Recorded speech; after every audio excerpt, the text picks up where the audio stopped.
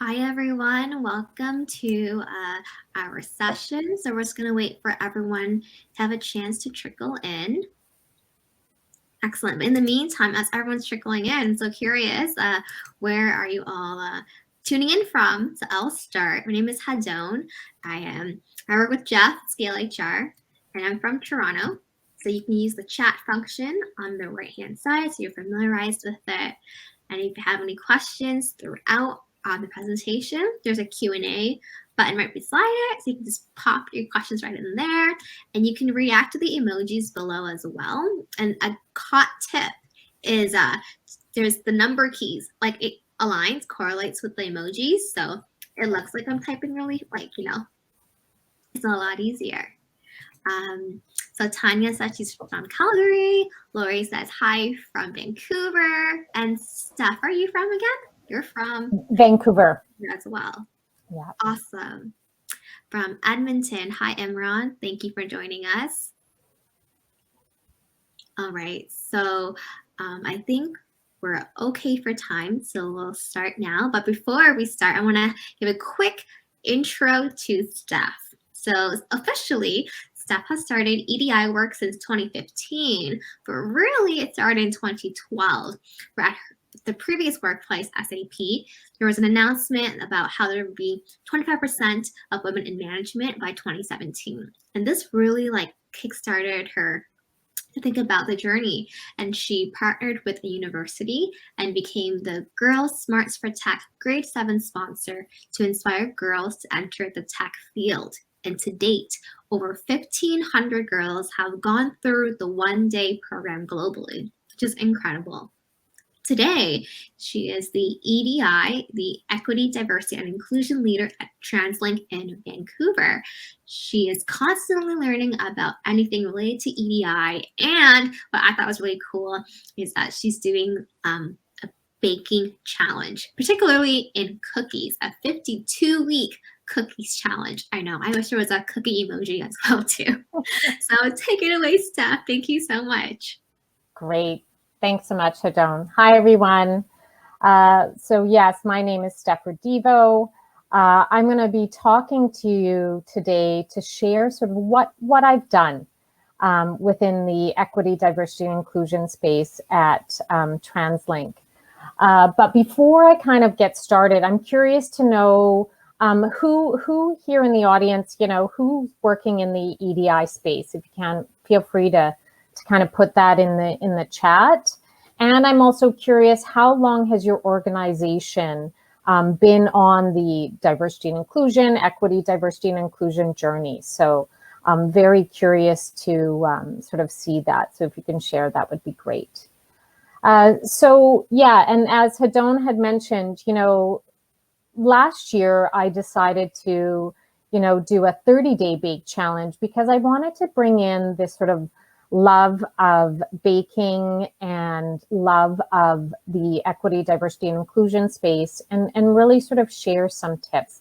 So I did a 30-day challenge, and now in 2021, I'm doing 52 weeks of cookies and books. So throughout my presentation, you're really going to see a bunch of different cookies and books that I've read. Okay, so what I'm going to do is first, before we actually get into, and I have 7 tips to share with you of what I did in my first year. I just want to start off with kind of a grounding and a land acknowledgement. As you can see, we've got an image here of Vancouver. And I just want to acknowledge that it is, my honor that I get to live, work, and play on the unceded territories of the Musqueam, Squamish, and Tsleil-Waututh peoples, the First Nations peoples. And this is one small piece of reconciliation that is really important. And I really encourage everyone, if you don't know what lands you're on, I've put the nativeland.ca in there for you to take a look at that. As well as I do want to wish anybody who is celebrating Diwali, happy Diwali. So yes, let's get started. So the very first tip here, the task force. So for some of you, you may call it a council, you may call it a committee. So I came into the organization, and for those that you don't know, TransLink is Vancouver's transit agency that has our buses, SkyTrain, SeaBus, so very multimodal. There's 8,000 employees, and I am responsible and working across the enterprise. So we had and started with a task force. And so this task force had both individual contributors as well as executive sponsorship. And these were the folks that we would have many conversations about where to start. We created a vision and a mission and how we define our values. I think it's really important when you have a committee or a task force that you have both executives and non-executives and individual contributors, because what you get to see is we start to bring in diverse voices. Our executive sponsors now are learning, because a lot of times when we talk about equity, diversity, and inclusion, employees are further along the journey. And so our executives get to hear from our employees and really be champions. So for me, it was really this task force that helped me to create my 3-year framework, which is that was created back in June or July of, a year of kind of information. So task force is absolutely needed. I will also say from a tactical point of view, these members were given 8 to 12 hours a month. We did have a simple application form where we asked questions like, what does EDI mean to you?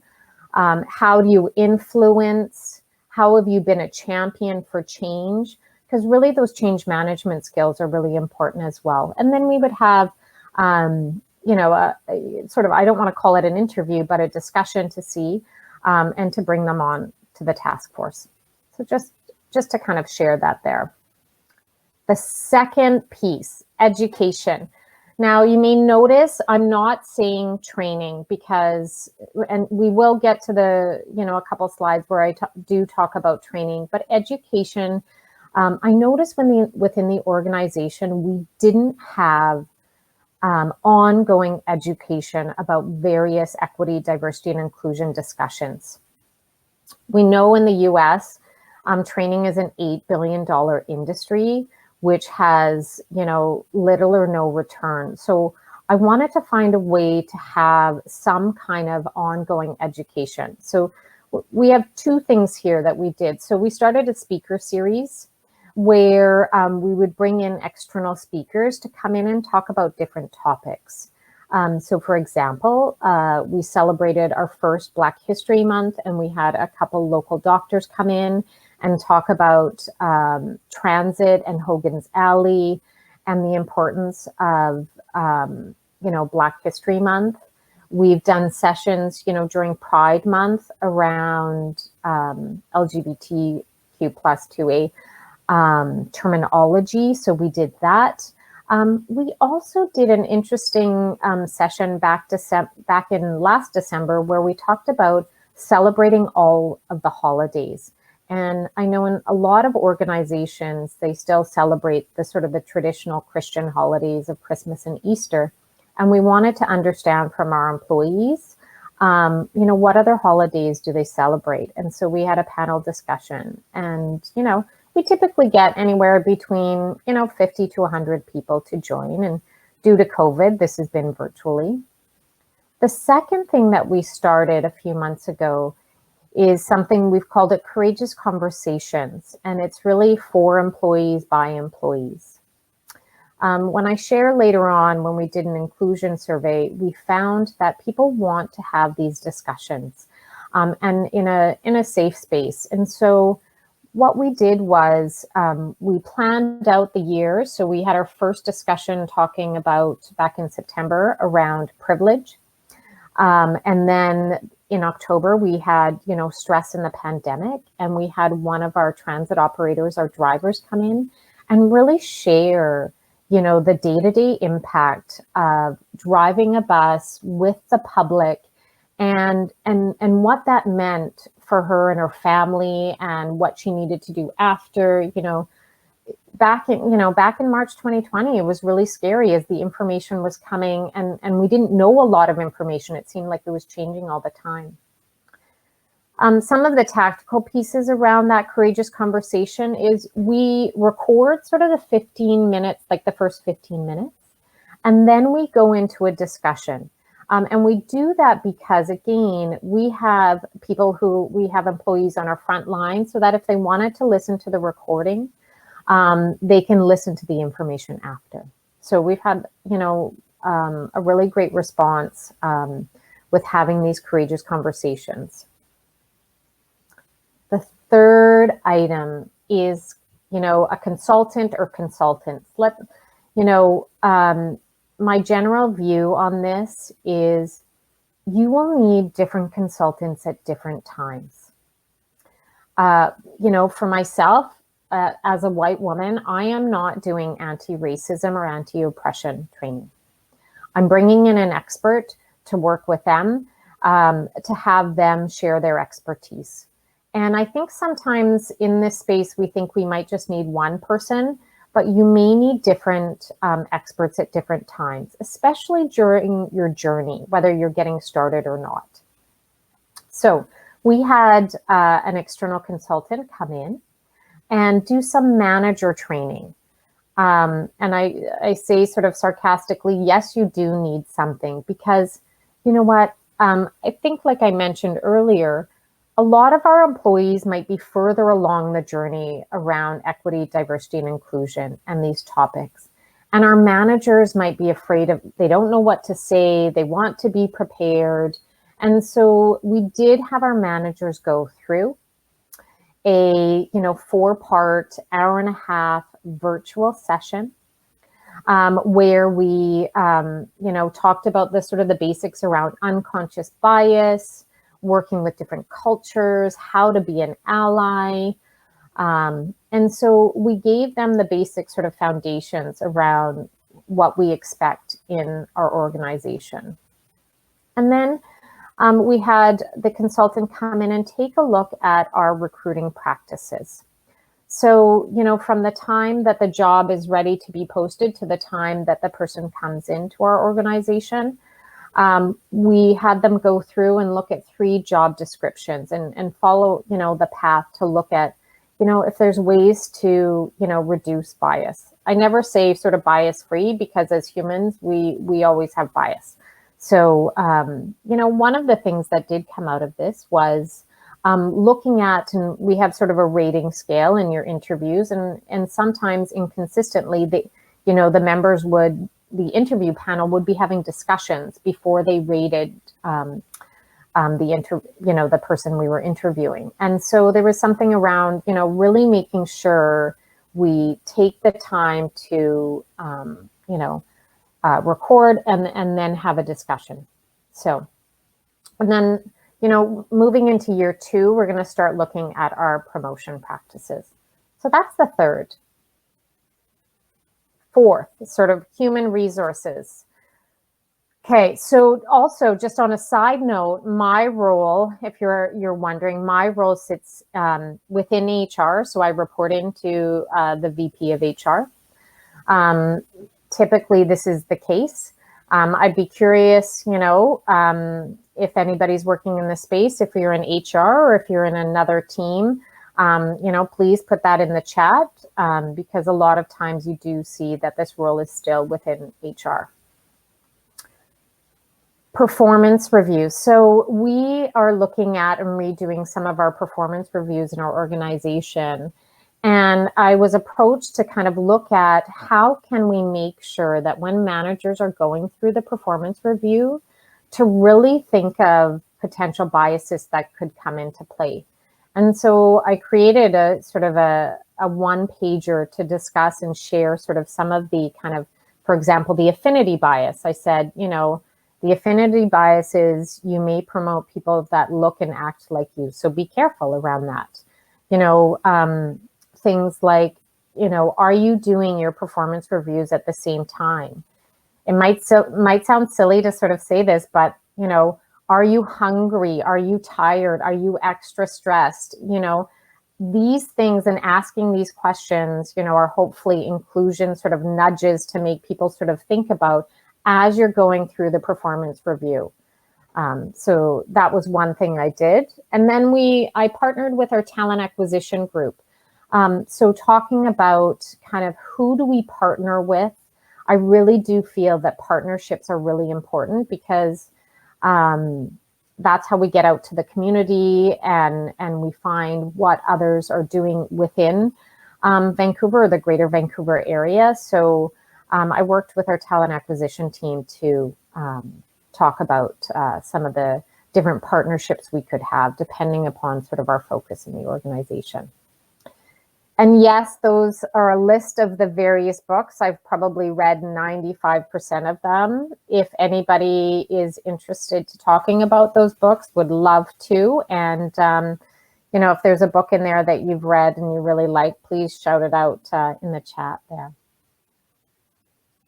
So the fifth item we're getting into, curious to know, has anybody heard of the Global Diversity, Equity, and Inclusion Benchmarks?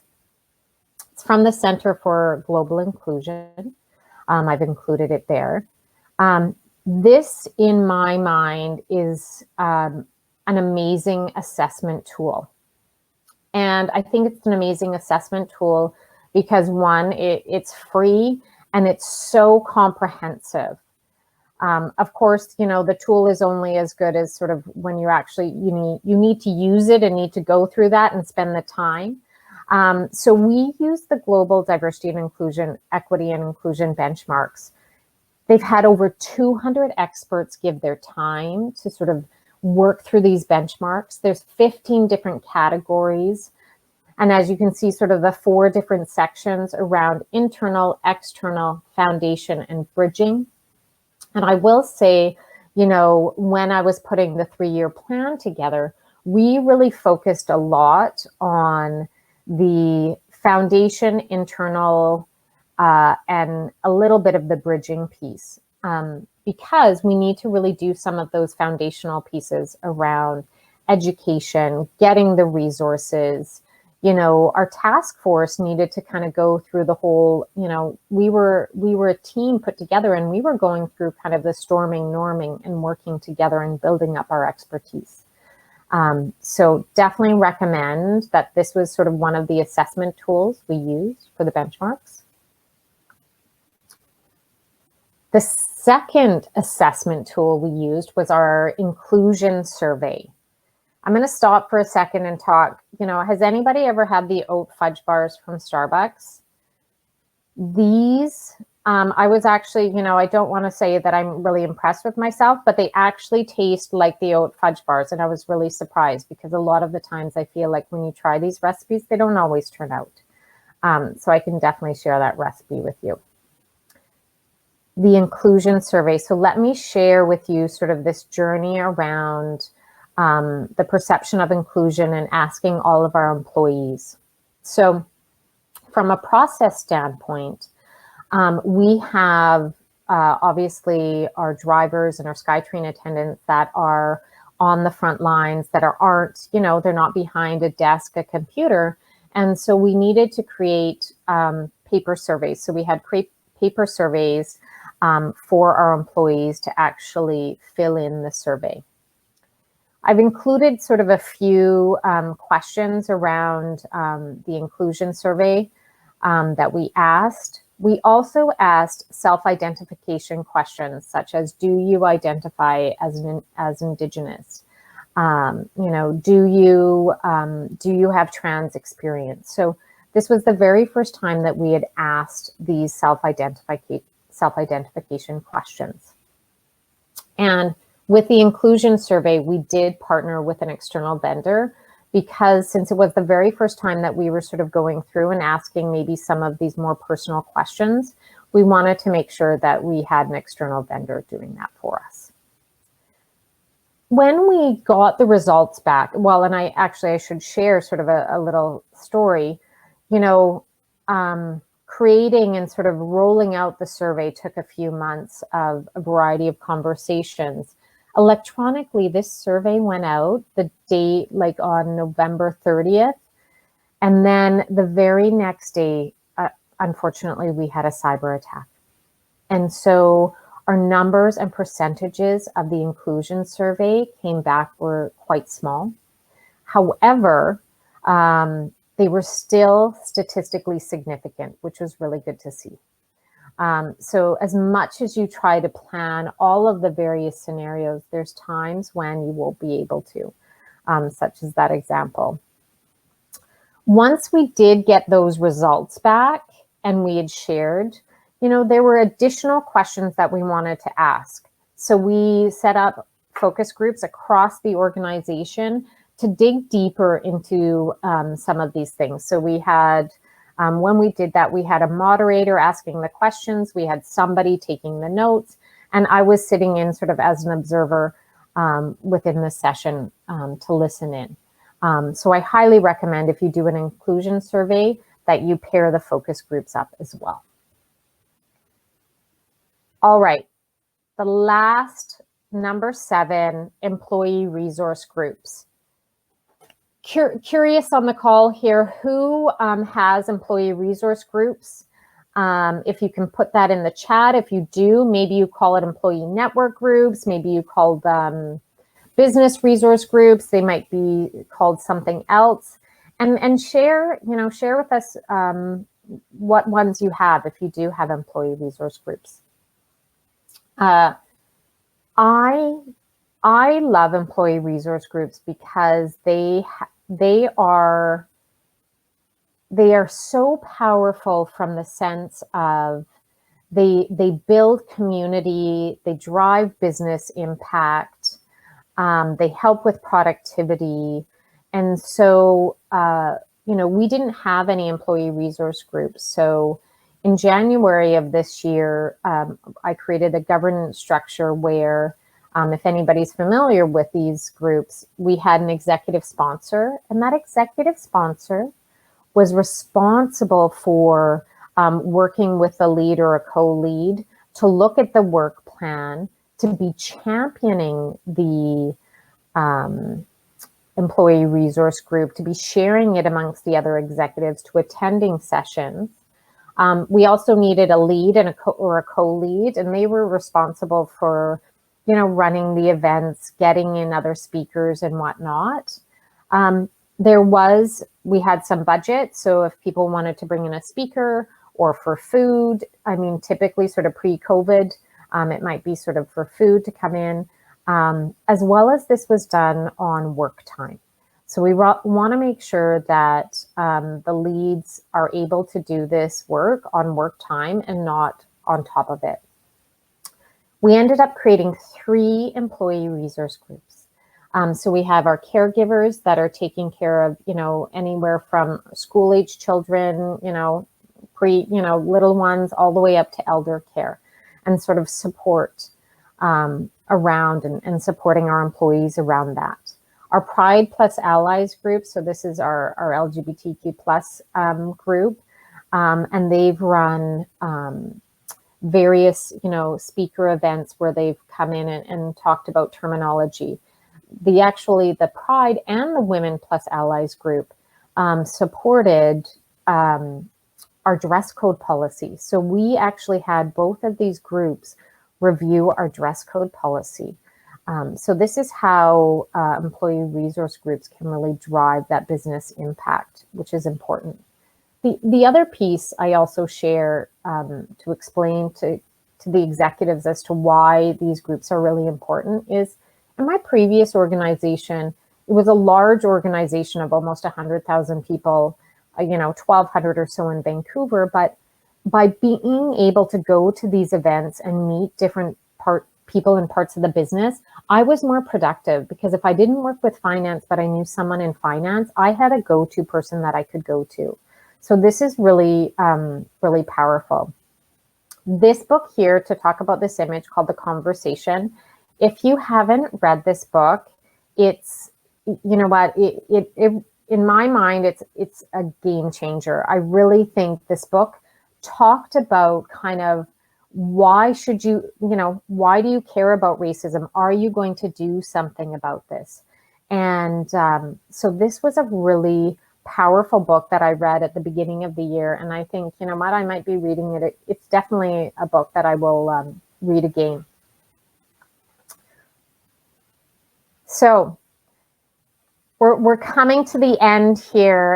And I say, as I put this presentation together initially, I really wanted to kind of tie in cookies here. So this was the best way, as you can sort of see down the middle, that I was able to kind of tie in the cookies to kind of recap all of these sort of 7 things we did. 1, education is really important and ongoing in different formats. Human resources, this is known, in the equity, diversity, and inclusion space, you need to start for sure with human resources, but it doesn't stop there. The equity, diversity, and inclusion work expands beyond human resources. Having a consultant or various consultants come in at different times are really important for this work.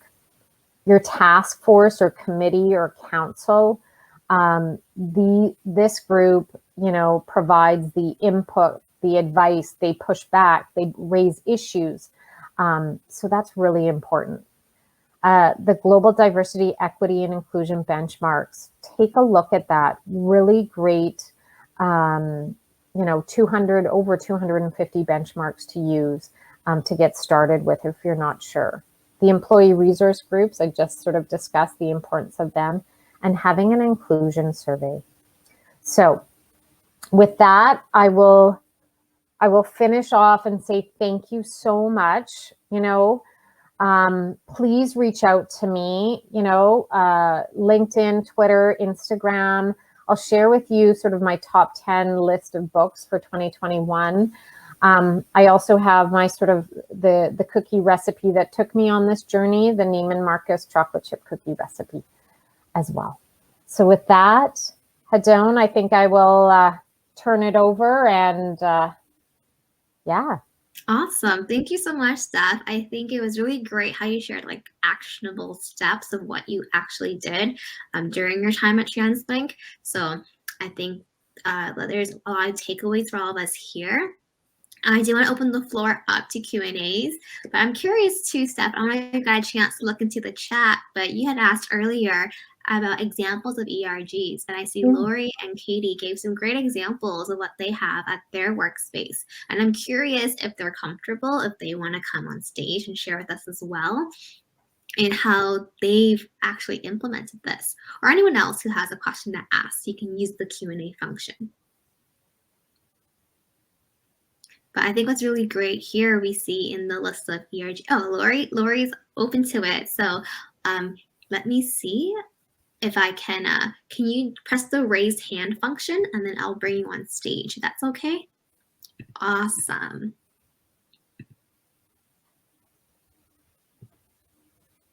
Hi, Lori. Can you hear us? See us? Awesome. Hi, Steph. That was a great presentation. Thank you so much. I'm always learning a lot from you. So what's the question? Well, the question is like, could you share more about, let's say like the ERGs that you had listed? There were 6. Yeah. Well, I have to share with you, and Steph knows this as well, as we are connected in our network. So she's obviously very, very experienced with this. I came into this organization and we already had employee resource groups. So even though we don't have someone that's dedicated to creating a strategy and our commitments and all of that, which is something that we're working on right now. Our team, whoever was interested in this, kind of just put it together, and so it happened naturally. And we have like 5 or 6 already that's ongoing. The thing that we do need to work on, which I love what Steph shared, is we need to have a little bit more formal structure to our employee resource groups and really giving them guidelines on like how to set it up and tools and resources for the chairs so they can facilitate this and have it, a little bit more intentional. So right now it's just casual on Zoom and or Currents, which is another tool that we're using, and they get to share ideas and resources, and it's more, casual, but there could be more from them. We're also creating our task group. Again, one of the number one things that Steph shared with us, and that's why I'm starting there as well. And then we're going to find ways for our task group to support the ERGs and vice versa. So we're just starting. And so we hope to get to a place where Steph is at right now. And yeah, it's proud of it. That's pretty much it. That's awesome. Thanks, Lori. Thank you so much for sharing. We appreciate it. I don't know, Steph, if you want to make a comment towards that, or. Well, you know what? I was looking at. Do you have a mental health employee resource group? We do. I feel like, given was that started in sort of in conjunction with the pandemic, or was that already there? Because I think it's been around. I think it was one of the first ERGs that started, because mental health, even pre-pandemic, has been a topic, especially in our industry, being in visual effects and animation and just film and creative. And so there was already, conversations and support that people needed around that. So that one is probably the most organized one, because we actually have a mental health committee. There's the ERG, but we actually have a committee that has some of the senior leaders that meet from all the different sites. So that one's they're a little bit more established. There's even a place on our intranet, which we call the DNet, that has all the different different information that they need, and they've had speakers and all of that. So yeah, that's been going on even before the pandemic. Oh, that's so good. Great. Thanks. Thank you so much for sharing, Lori. Okay, let me see if I can boot you off stage. Nicely putting it. Oh, I'm on it. Ready? 1, 2, 3, bye. Okay. Awesome. Thank you so much. Does anyone else have any other questions or comments? And I remember earlier in the conversation, people were saying that they were earlier, just starting off in the sector or in this initiative, and some are further along, from a talent experience or career development perspective. So I'm curious if you have any questions regarding to the audience about that. Because I think what's great about Steph is she's just a wealth of knowledge, right?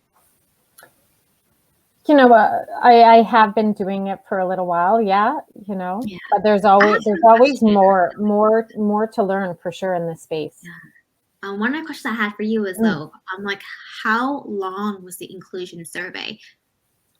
How did you organize it? Does that make sense?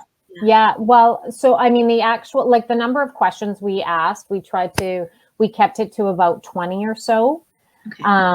But we actually had it open for quite a long time. So it was open from mid-November until January. And so the reason why we did that was because of it was sort of ran over potentially when people are taking holidays in December. Yeah. And also in November, we have, if those are familiar with the transit agency, they have various sort of sign-up weeks where you sign up for shifts where the drivers will be going into the depot. And so that's when it's sort of a group of people will have access to to go in and fill in the survey. Mm-hmm. Okay. Yeah. Awesome. And then there's another commenter. Let me see. I think Rose would like to come on stage and ask a question as well. So let me just get that going. Hand over the mic. Hi, Stephanie. Hi, Rose. Thank you so much. That was an incredibly informative presentation. I really enjoyed it, and I'm going to take a lot away. So big thank you.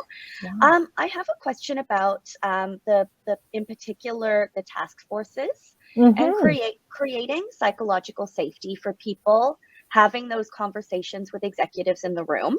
I think it's kind of a chicken and egg situation where people don't feel comfortable speaking until executives have proven that they're open to change, but they can't be open to change without hearing the feedback. And I've been kind of hitting that wall My organization is very different from yours. We're 70 right now, but I imagine many people here are kind of in that startup or scale up type situation. I'm wondering what you'd recommend.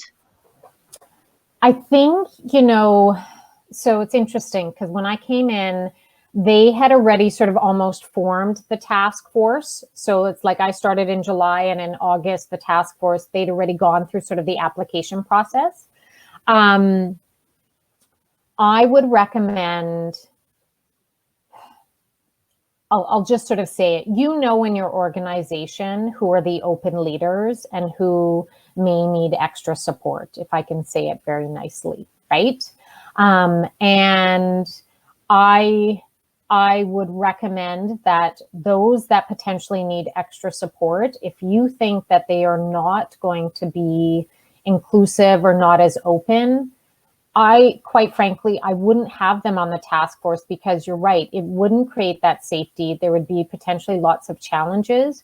What I would recommend is you have additional conversations with them one-on-one, because I think for executives, there's some executives that are totally open and understanding of the space and are willing to sort of fumble. But then you still have executives that are like, I'm the executive. I don't want to be embarrassed. I'm in charge from that perspective, right? So we have those executives still in our organization, which, we understand. So I would really make sure you have executives who you think are going to be open, which you probably know with 70 people. And then, but you still go through the whole norming. Like, it was very interesting as I look at the task force from the very first day when we would meet, and we did it virtually. So unfortunately we weren't in person, but we were very kind of quiet. Everybody's like, oh no, excuse me. Okay, you go, right? Your turn, kind of. To that point, as we sort of build up as a team, we're like, well, I think that's incorrect. I wouldn't do it that way because such and such. So it took a few months to kind of get to that point. I don't know if that sort of helps you. No, it absolutely does. Thank you. I think it's also the mindset. You just have to remember that Rome wasn't built in a day. And I think we all come to this. We're like, okay, let's go. We're good. That's right. That's right. And you know what? And that is the other piece. You know what? You're exactly right, Rose, because I went in, our first sort of project for the task force was to create a vision, mission, and sort of definitions. And I was like, yeah, we'll do a couple sessions, an hour and a half sessions. We'll just whip that out and get it done. And we had to probably have 4 or 5, take away, talk to others, think about it.